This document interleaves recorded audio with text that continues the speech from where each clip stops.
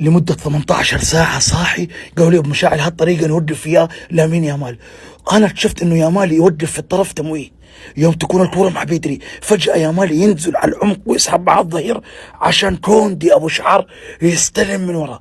كذا ضحكوا على الظهير، فجأة من يوم ما يستلم كوندي يرجع يامال على الخط ويستلم خلف الظهير. من هنا يبدأ عمليات الويو، من هنا يبدأ عمليات الويو. لاحظت انا ايش سويت؟ انا رجعت المحور مع لامين يامال ورجعت الظهير زايد، ورجعت شوفوا المحور رجعته مع يامال، ويكون الظهير لاعب اضافي والمدافع يضم عليهم.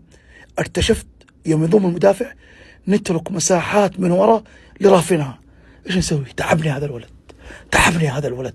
لا سيمون انزاغي لا احد استطاع انه يوقف، حتى كارلو انشيلوتي ترك مدريد بسبب هذا الولد. ايش نسوي؟ ايش تسوي يا ابو مشاعل؟ ايش تسوي؟ هل يبغى لي ساعات اضافيه؟ 18 ساعه كافيه يا ولد نصراوي، يا ولد جمال. لا ما ينفع، ما ينفع.